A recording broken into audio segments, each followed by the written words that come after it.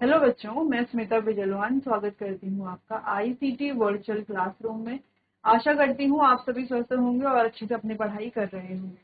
बच्चों, हम पढ़ रहे थे पीरियोडिक टेबल के बारे में और हम पीरियोडिक टेबल के जो एलिमेंट्स हैं उनके क्लासिफिकेशन तो हमने पढ़ लिया था, लेकिन हम बात कर रहे थे उनकी प्रॉपर्टीज के बारे में और ट्रेंड्स के बारे में कि पीरियोडिक ट्रेंड्स कैसे हैं, जैसे एटॉमिक रेडियस का ट्रेंड अलोंग द ग्रुप और अलोंग द पीरियड कैसा है, इसके बारे में हम डिस्कशन कर रहे थे। इसी को ही आगे कंटिन्यू करेंगे। तो चलिए बच्चों, एक बार आप ये देख लीजिए जो जो टॉपिक हमने अपने लास्ट लेक्चर में पढ़ लिए थे, फिर आगे चैप्टर को कंटिन्यू कर। चलो, तो अभी तक इलेक्ट्रॉनिक कॉन्फ़िगरेशन निकालनी तो हमें आ गई। तो हम पीरियोडिक प्रॉपर्टीज के बारे में बात कर रहे थे। सबसे पहले हमने डिस्कस कर लिया था एटॉमिक साइज को, इसका क्या ट्रेंड होता है लेफ्ट टू राइट और टॉप टू बॉटम, ये हमने बहुत अच्छे से डिस्कस कर लिया था। ठीक है, फिर इफेक्टिव न्यूक्लियर चार्ज या जेड इफेक्टिव भी जिसको बोलते हैं, और इसके साथ साथ शील्डिंग इफेक्ट, दो चीजें हमने एक साथ कवर कर ली थी यहाँ पर। चलिए, वेरिएशंस देख लिए थे। फिर हम बात कर रहे थे लास्ट लेक्चर में आयनाइजेशन एनर्जी। तो हमने कहा है आयनाइजेशन एनर्जी अलग अलग, इसके अलावा ये इन एनर्जीज को क्या कहा जाता है, सक्सेसिव आयनाइजेशन एनर्जी। हमेशा क्या होगा कि जो सेकंड वाली होगी वो फर्स्ट वाली से ज्यादा होगी, थर्ड वाली होगी वो सेकंड वाली से ज्यादा होगी, आगे की तरफ को आयनाइजेशन एनर्जी ज्यादा ज्यादा होगी। ऐसा क्यों? क्योंकि ऐसा होता है इलेक्ट्रॉन और प्रोटॉन के नंबर की वजह से। क्यों? एक बार फिर से रिवाइज कर लेते हैं ना जो भी हमने लास्ट लेक्चर में। अब मान लो ये हमारे पास कोई भी मेटल है या नॉन मेटल है। अब इसके पास मान लो 12 इलेक्ट्रॉन है और 12 प्रोटॉन है। अब हमने क्या किया, इसको दी आयनाइजेशन एनर्जी, क्योंकि आयनाइजेशन एनर्जी क्या है, इलेक्ट्रॉन को निकालने के लिए जो एनर्जी चाहिए होती है उसको क्या कहेंगे, आयनाइजेशन एनर्जी। किसी भी आइसोलेटेड गैसियस एटम से लूजली बाउंडेड इलेक्ट्रॉन को निकालने के लिए जो एनर्जी चाहिए वही है आयनाइजेशन एनर्जी। अब यहाँ पर मान लो 12 इलेक्ट्रॉन 12 प्रोटॉन है इस एटम में। अब हम इससे एक इलेक्ट्रॉन निकाल लेंगे, ठीक है, और इसको बना देंगे एक कैटायन, ये बन जाएगा। ठीक है, तो एक इलेक्ट्रॉन हमने निकाल दिया, तो ये क्या हो गए, यहाँ पर आ गए 11 इलेक्ट्रॉन, लेकिन प्रोटॉन अभी भी 12 ही है। तो देखो बच्चों, प्रोटॉन की संख्या तो अभी भी ज्यादा ही। तो प्रोटॉन क्या करेगा, अब पहले तो 12 प्रोटॉन 12 इलेक्ट्रॉन को होल्ड कर रहे थे, लेकिन अब इनके पास अच्छा मौका है कि 12 इलेक्ट्रॉन केवल 11 ही इलेक्ट्रॉन को क्या करेंगे, होल्ड करके रखेंगे। तो अब ये बहुत टाइटली इन इलेक्ट्रॉन्स को होल्ड करके रखेंगे। अब हमें मान लो एक और इलेक्ट्रॉन यहाँ से रिमूव कराना है। अब इसने और टाइटली होल्ड करके रखा है, तो अब हमें और ज्यादा आयनाइजेशन एनर्जी यहाँ पर देनी पड़ेगी। तो हम यहाँ पर और आयनाइजेशन एनर्जी देंगे, ज्यादा आयनाइजेशन एनर्जी देंगे और इलेक्ट्रॉन को रिमूव कर देंगे। अब यहाँ पर है केवल 10 इलेक्ट्रॉन और अब प्रोटॉन 12, तो 12 ही है।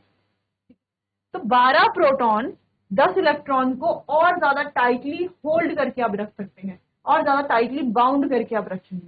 तो ये इलेक्ट्रॉन, ये प्रोटॉन इन 10 इलेक्ट्रॉन को और टाइटली बाउंड करके रखेंगे। अब इससे हमें कोई इलेक्ट्रॉन निकालना है तो हमें और ज्यादा पहले के जो दो केसेस थे उनके मुकाबले बहुत ज्यादा आयनाइजेशन एनर्जी देनी पड़ेगी इलेक्ट्रॉन को रिमूव कराने के लिए। तो अब मान लो हमने इसको दी आयनाइजेशन एनर्जी 3 और इलेक्ट्रॉन रिमूव कर दिया। अब यहाँ पर हो गए 9 इलेक्ट्रॉन और प्रोटॉन अभी भी 12 ही है। अब 12 प्रोटॉन 9 इलेक्ट्रॉन को बहुत ज्यादा टाइटली होल्ड करके रखेंगे, यानी कि हमें बहुत खतरनाक वाली बहुत ज्यादा आयनाइजेशन एनर्जी देनी पड़ेगी इलेक्ट्रॉन को रिमूव कराने। तो समझ में आया कि जो सक्सेसिव आयनाइजेशन एनर्जी है इनका ऑर्डर ऐसा क्यों है, आगे की तरफ को इंक्रीजिंग हमने क्यों लगाया है, क्योंकि ये ज्यादा होगा इससे, ये ज्यादा होगा इससे, ये ज्यादा होगा इससे और ये ज्यादा होगा इससे। ऐसा क्यों? ऐसा है इलेक्ट्रॉन प्रोटॉन की वजह। ठीक है, क्लियर? तो यहां तक हमने लास्ट लेक्चर में कर लिया था कंप्लीट।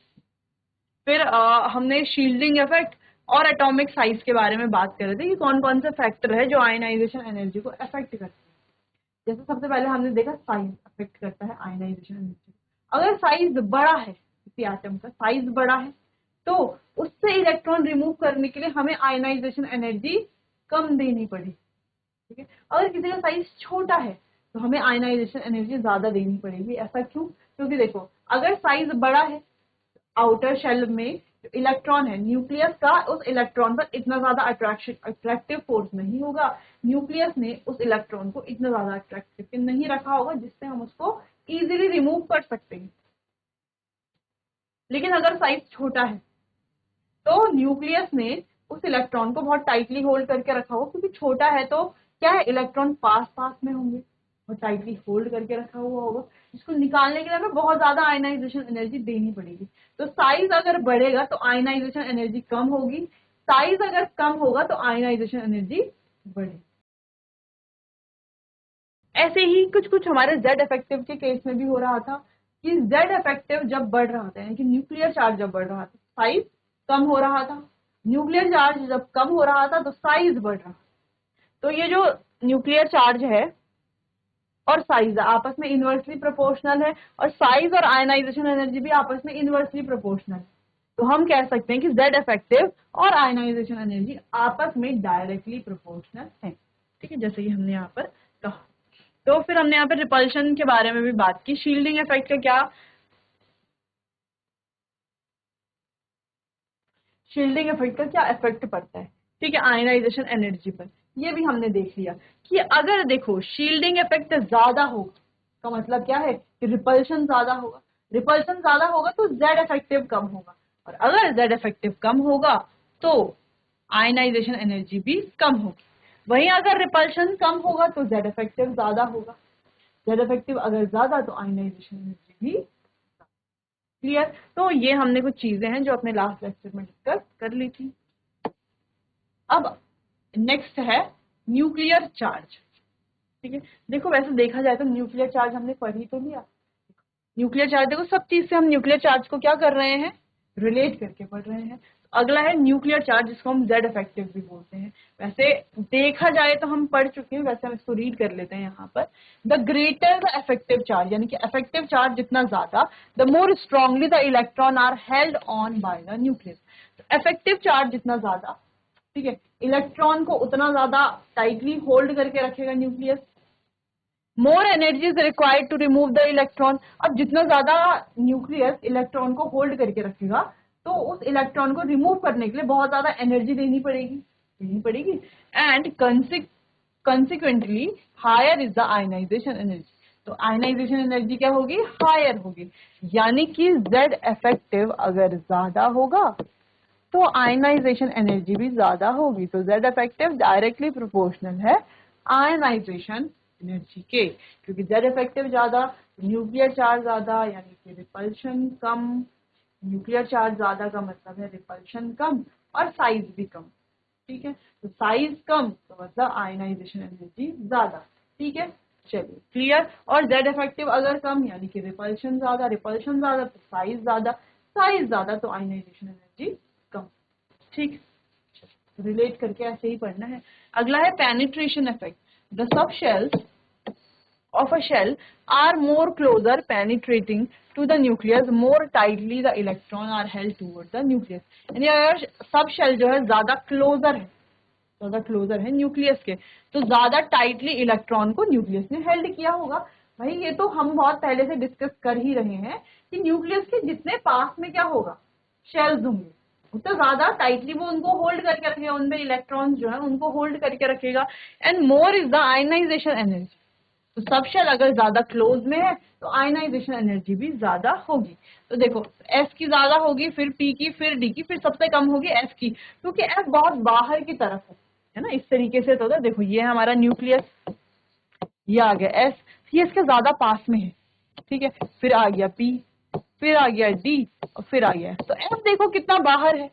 एफ पे कोई इलेक्ट्रॉन रिमूव करना होगा तो क्या कर लेंगे हम, आसानी से कर लेंगे। एस देखो इतने पास में है, इलेक्ट्रॉन रिमूव करना मुश्किल है, जो पास में है उससे कैसे निकाल लेंगे इजीली इलेक्ट्रॉन। तो क्या करना पड़ेगा, हायर आयनाइजेशन एनर्जी देनी पड़ेगी, वो यहाँ पर लिखा गया है। तो आयनाइजेशन एनर्जी का ऑर्डर जो है वो कुछ इस तरीके से है यहाँ पर। अगला है इलेक्ट्रॉनिक कॉन्फ़िगरेशन। तो इलेक्ट्रॉनिक कॉन्फ़िगरेशन क्या इफेक्ट करेगा आयनाइजेशन एनर्जी को, वो हम यहाँ पर देखेंगे। Stable the configuration of atom It is difficult to lose an electron from its valence shell and hence higher will be the value of ionization energy. अब ये जो इलेक्ट्रॉनिक कॉन्फ़िगरेशन है बच्चों, ये वन ऑफ द मेन या हम कह सकते हैं one of the most important factor है जो आयनाइजेशन एनर्जी को अफेक्ट करता है। ठीक है, अब ऐसा क्यों? अब देखो, अगर कॉन्फ़िगरेशन स्टेबल है, कॉन्फ़िगरेशन जितनी स्टेबल होगी, कॉन्फ़िगरेशन अगर स्टेबल है तो इलेक्ट्रॉन को लूज करना, इलेक्ट्रॉन को लूज करना किससे? एटम के वैलेंस शेल से बहुत ज्यादा मुश्किल हो जाता है। इतना मुश्किल क्योंकि क्या है? क्योंकि वो पहले से ही स्टेबल है। अब कोई चीज स्टेबल है तो इलेक्ट्रॉन निकालने से वो अनस्टेबल भी तो होगी, है ना? तो हमें क्या करना पड़ेगा? यहाँ पर बहुत ज्यादा आयनाइजेशन एनर्जी देनी पड़ती है इलेक्ट्रॉन को रिमूव कराने के लिए। ठीक है, अगर सबसे ज्यादा आयनाइजेशन एनर्जी होगी तो वो उसी की आयनाइजेशन एनर्जी होगी जिसके पास स्टेबल कॉन्फ़िगरेशन होगा। ठीक है, क्लियर है? चलिए, तो जैसे हम यहाँ पर एक केस भी पढ़ रहे थे, जैसे हम यहाँ पर देखिए, मान लो जैसे हमने कहा यहाँ पर अब 10 इलेक्ट्रॉन रह गए, जैसे हम यहाँ पे पढ़ रहे थे ना, वो आप रिवाइज कीजिए, 10 इलेक्ट्रॉन रह गए। अब 10 में क्या है, वो उसके जो कॉन्फ़िगरेशन है वो अब स्टेबल हो गई है, 2,8 इलेक्ट्रॉन। इलेक्ट्रॉन रिमूव करना क्या है? बहुत ज्यादा मुश्किल यहाँ पर अब हो जाता है जब कॉन्फ़िगरेशन एक बार स्टेबल हो जाती है। ये जैसे हम कहे एस में 2 इलेक्ट्रॉन है तो उन 2 इलेक्ट्रॉन को निकालना मुश्किल हो जाए क्योंकि फुली फिल्ड है। फुली फिल्ड बहुत ज्यादा स्टेबल होता है। अगर हम स्टेबिलिटी का ऑर्डर देखें तो fully filled is more stable than half filled and half filled are more stable than partially field.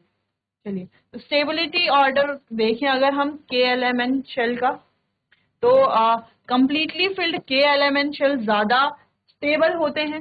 फिर कंप्लीटली फिल्ड सब शेल हैं जैसे S2, P6, D10, F4, 14 sorry F14 ये। फिर इसके बाद जो हाफ फिल्ड होते हैं जैसे S में 1 है, P में 6 है, D में 5 है, F में 7 है।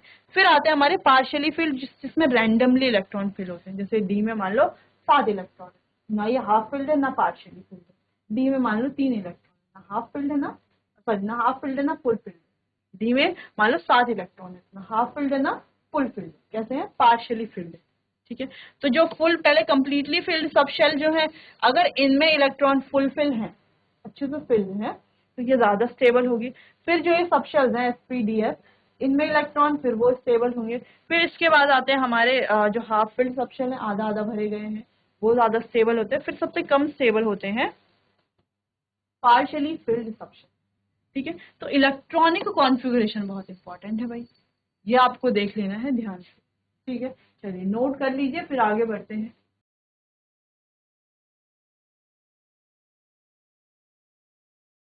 चलिए आगे बढ़ते हैं, वेरिएशंस के बारे में बात करते हैं कि ग्रुप में या पीरियड में वेरिएशन क्या है आयनाइजेशन एनर्जी का। अब अच्छे से आप आयनाइजेशन एनर्जी समझ गए हो, क्या फैक्टर है जो उसको अफेक्ट करते हैं वो आप समझ गए हो। बात करते हैं, आगे बढ़ते हैं। इन पीरियड की बात करते हैं। Ionization of an element generally increase from left to right in the same period and become maximum in a zero group because of gradually decrease in size and increase in nuclear charge from left to right. यहाँ पर कहा गया है कि ionization of element यानी किसी भी element की जो आयनाइजेशन एनर्जी है, जब हम लेफ्ट टू राइट जाते हैं, जैसे कि जो हम बात कर ही रहे थे, लेफ्ट टू राइट ही तो जाएंगे किसी पीरियड में, लेफ्ट से राइट की तरफ ही तो जाएंगे। फ्रॉम लेफ्ट टू राइट क्या होती है? इंक्रीज होती है इन द सेम पीरियड में and become maximum in a zero group, और जीरो ग्रुप में आकर के वो हो जाती है मैक्सिमम। किस वजह से होती है मैक्सिमम? क्योंकि यहाँ पर ग्रेजुअली डिक्रीज होता है साइज में और इंक्रीज होता है न्यूक्लियर चार्ज में, इस वजह। अगला हमारे पास although ionization energy increase from left to right across a period, variation along the period is not quite linear. यहाँ पे जो वेरिएशन है क्वाइट लीनियर तो नहीं है, लेकिन हाँ हम ये कह सकते हैं कि देखो अब अलग अलग ionization energy, first second third fourth, अलग अलग आयनाइजेशन एनर्जी है। तो हम केवल यहाँ पर सिंपल सा आयनाइजेशन एनर्जी के बारे में ही बात करें कि लेफ्ट टू राइट जाने पर वो क्या होंगे? इंक्रीज होंगे, क्योंकि लेफ्ट टू राइट जाने पर क्या हो रहा था? हमारा जो Z इफेक्टिव था वो भी तो इंक्रीज हो रहा था। क्यों? क्योंकि न्यूक्लियर चार्ज बढ़ रहा था। जब हम लेफ्ट टू राइट जा रहे थे न्यूक्लियर चार्ज बढ़ रहा था, तो साइज कम हो रहा है। साइज कम होगा न्यूक्लियर चार्ज बढ़ेगा, साइज कम है न्यूक्लियर चार्ज ज्यादा है तो आयनाइजेशन एनर्जी भी बढ़ेगी। ठीक है, चलिए, तो ये हो गया लेफ्ट टू राइट का ऑर्डर। बात करते हैं ग्रुप में। Ionization energy decreases from top to bottom down a group. तो जब हम टॉप टू बॉटम जाते हैं तो आयनाइजेशन एनर्जी क्या हो रही है, डिक्रीज हो रही है। डिक्रीज क्यों हो रही है, क्योंकि साइज इंक्रीज हो रहा है एटम्स का। जब हम टॉप टू बॉटम जाते हैं नंबर ऑफ शेल्स इंक्रीज होते हैं। नंबर ऑफ शेल्स बढ़ने का मतलब है कि साइज बड़ा हो रहा है एटम का। साइज बड़ा है, साइज से अगर हम आयनाइजेशन एनर्जी को देखें तो साइज और आयनाइजेशन एनर्जी इनवर्सली प्रोपोर्शनल है। साइज अगर बढ़ रहा है तो आयनाइजेशन एनर्जी कम ही होगी। ठीक है, तो यही पॉइंट है बस। This is due to the increasing atomic radii is much more pronounce than that of nuclear charge. ठीक है, क्योंकि डोमिनेट कौन करता है, एटॉमिक रेडियाई, है ना। जो नंबर ऑफ शेल्स बढ़ रहे हैं वो डोमिनेट करता है किसके ऊपर, न्यूक्लियर चार्ज के ऊपर। तो देखो, अगर न्यूक्लियर चार्ज डोमिनेट करता तो साइज भी ना बढ़ता और आयनाइजेशन एनर्जी भी ज्यादा होती। लेकिन क्योंकि नंबर ऑफ शेल्स डोमिनेट करते हैं, जिस वजह से जेड इफेक्टिव से कोई फर्क यहाँ पर पड़ता नहीं, तो साइज रहेगा ज्यादा, साइज रहेगा ज्यादा तो आयनाइजेशन एनर्जी रहेगी कम। ठीक है, an electron experience less nuclear attraction, this ionization potential decreasing in group on moving top to bottom.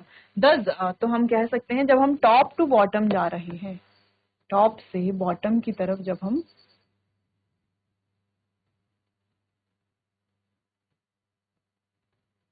ठीक है, टॉप टू बॉटम जब हम जा रहे हैं तो साइज बढ़ रहा है, तो आयनाइजेशन एनर्जी डिक्रीज होगी। ठीक है, तो क्या हो रही है यहाँ पर, डिक्रीज, और यहाँ पर इंक्रीज। क्लियर है, कोई कंफ्यूजन तो नहीं है, बहुत इजी सा ये था। टॉप टू बॉटम क्या हो रहा है और लेफ्ट टू राइट क्या हो रहा है। क्लियर, चलिए नोट कीजिए इतना।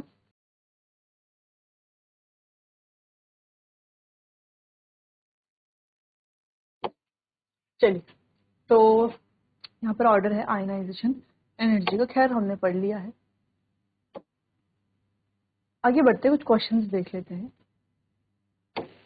The ionization energy of Na positive, अगर हम Na पॉजिटिव की आयनाइजेशन एनर्जी देखें, is more than that of any neon से ज्यादा है, although both have same electronic configuration, explain why. तो Na पॉजिटिव की जो आयनाइजेशन एनर्जी है वो ज्यादा है Ne से, जबकि दोनों की जो इलेक्ट्रॉनिक कॉन्फ़िगरेशन है वो सेम है। तो ऐसा क्यों है ये हम देख लेते हैं। चलिए, although Na positive and Ne have same electronic configuration, यानी कि आइसो इलेक्ट्रॉनिक स्पीसीज ये हो गए, but the nuclear charge in Na positive is more than in Ne. Hence, the electron are more tightly held in Na positive and it has higher ionization energy. ठीक है, समझ में आया? देखो समझ में तो आ गया होगा वैसे, थोड़ा यहाँ पर डिस्कस कर ले इसको। देखो ये हमारे पास है Na पॉजिटिव और ये है Ne यानी कि नियॉन। नियॉन का एटॉमिक नंबर होता है 10 और सोडियम का होता है 11। क्लियर है? ठीक है, चलो अब हम इलेक्ट्रॉनिक कॉन्फ़िगरेशन अगर लिखते हैं, कॉन्फ़िगरेशन क्या, अगर ऐसे नॉर्मल कॉन्फ़िगरेशन 2,8, ठीक, तो यहाँ पर क्या होगा, यहाँ पर भी 2,8 है। अब आप कहोगे 8 क्यों, यहाँ पे तो 11 इलेक्ट्रॉन है। अरे यानी पॉजिटिव की बात कर रहे हैं ना, पॉजिटिव का मतलब है कि इलेक्ट्रॉन क्या हो गया, एक इलेक्ट्रॉन इसने किसी को डोनेट कर दिया, तो अब इसके पास कितने इलेक्ट्रॉन है, देखो इलेक्ट्रॉन इसके पास है 10, इलेक्ट्रॉन इसके पास भी कितने हैं, 10। Na पॉजिटिव की बात हो रही है, Ne की बात नहीं। अगर केवल Ne की बात होती 2,8,1 यहाँ पर आता, लेकिन ये एक इलेक्ट्रॉन नहीं है यहाँ पर। ठीक है, समझ में आया, ये एक इलेक्ट्रॉन नहीं है यहाँ पर, क्यों नहीं है, तो यहाँ पर इलेक्ट्रॉन है टोटल 10, यहाँ पर भी इलेक्ट्रॉन है 10। यहाँ पर प्रोटॉन है 11 और यहाँ पर प्रोटॉन है 10, तो यहाँ पर 10 प्रोटॉन में 10 इलेक्ट्रॉन को होल्ड करके रखा हुआ है। लेकिन यहाँ पर ज्यादा इलेक्ट्रॉन है, मान लो कि यहाँ पर कोई चीज है, मान लो कोई चॉकलेट यहाँ पर रखी गई है और यहाँ पर भी एक चॉकलेट है ना। इस चॉकलेट को 4 लोग क्या कर रहे हैं, बचा रहे हैं, है ना, किसी कोई आ ना जाए, यहाँ पर 4 लोग बचा रहे हैं, और इस चॉकलेट को केवल 3 ही लोग बचा रहे हैं। किससे, कि कोई आ करके इसको ले ना जाए, इसको खा ना ले इस चॉकलेट को। तो अगर आप ध्यान से देखो तो यहाँ पर तो 4 लोग बचा रहे हैं ना इस चॉकलेट को, और यहाँ पर केवल 3 लोग बचा रहे हैं, तो सिक्योरिटी ज्यादा कहाँ पर है? यहाँ पर है जहां पर ज्यादा लोग हैं। ठीक, क्लियर। तो वैसे ही यहाँ पर भी है कि यहाँ पर केवल 10 इलेक्ट्रॉन 10 प्रोटॉन को 10 इलेक्ट्रॉन को क्या कर रहे हैं? होल्ड करके रख रहे हैं। लेकिन यहाँ पर 11 प्रोटॉन केवल 10 इलेक्ट्रॉन को होल्ड करके रख रहे हैं।